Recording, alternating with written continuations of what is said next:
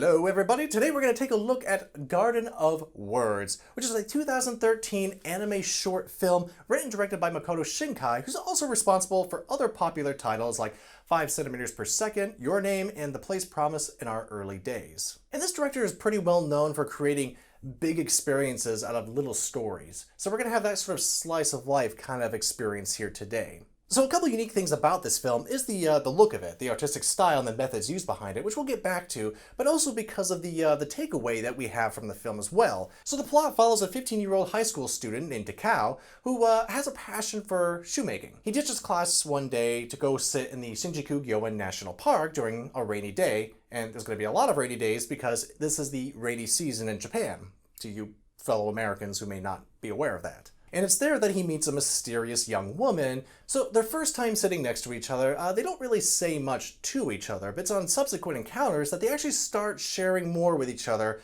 having conversations, and actually growing a sort of unique, intimate kind of relationship. And I think that's where the strength of this film is this dynamic relationship between a high school boy and a young woman, and how they both kind of have a lot going on in their lives and how they seem to sort of influence each other indirectly. So you might be wondering, what kind of story is this? Kind of sounds a little bit like a romance, and I think the better category here would be slice of life, which Japanese media excels at, exploring a lot of the nuance and little details in everyday life. Now, for a lot of audiences, that might sound kind of mundane and bland, but if there's one reason for anybody to watch this film, it's for the artwork.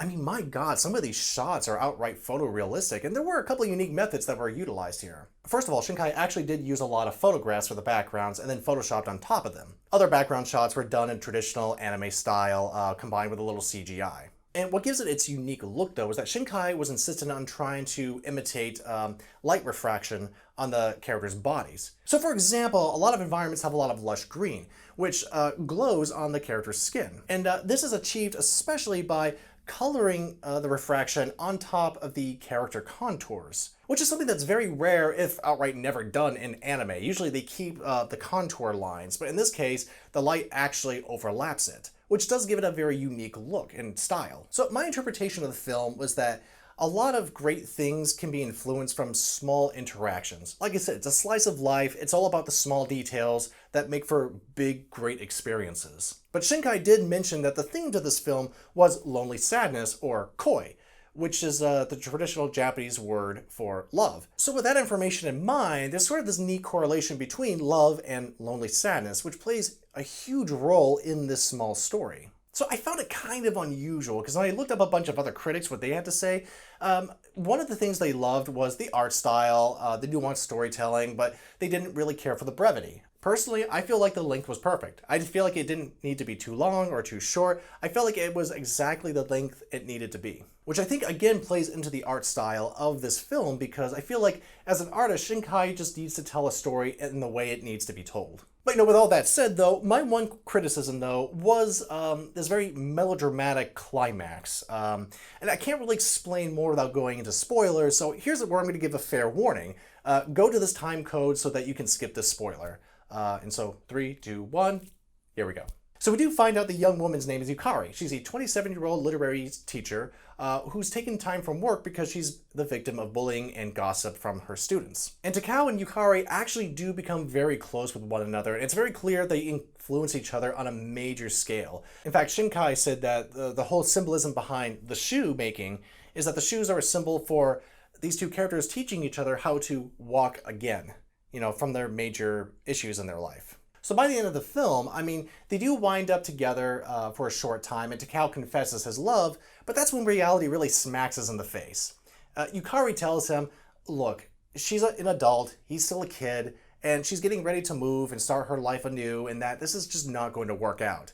And that's when it divulges into this very melodramatic moment, running out to each other in the rain, which made me think, oh, okay, this is just a unique kind of romance, I guess. Despite the age difference. But no, I guess after that, they do wind up going their own separate ways. But again, it's clear that they both still have influenced each other to a major degree. Yukari is able to find the confidence with his peers thanks to Yukari, as well as to pursue his passion for shoemaking. And even Yukari is going back to teaching in another town, even wearing Takao's shoes. Which, actually, I lied, that's an exclusive chapter in the manga version, to which, if you guys want to check that out, you can hop over to that. And here's a fun Easter egg. In Shinkai's other film, Your Name, Takao and Yukari actually make cameos. Well, that's pretty cute. Alright, so with all that out of the way, my conclusion to this film is that it is a little masterpiece. On one hand, I do think that one melodramatic moment does kind of mess with the pacing of the film. I think if it was calmed down like the rest of the film, I think it would have helped us get to the ending a lot smoother. But nonetheless though, I think there's an amazing takeaway here. The art style is great, and I do think it's something that everyone should see, especially if you love anime. So that's why Garden of Words gets my score of 4 stars. So guys, thank you so much for watching. Have you all seen Garden of Words or any of other Makoto Shinkai's other works? If not, what else have you been watching lately? Comment below, let me know, and of course stay tuned right here if you all want to see more.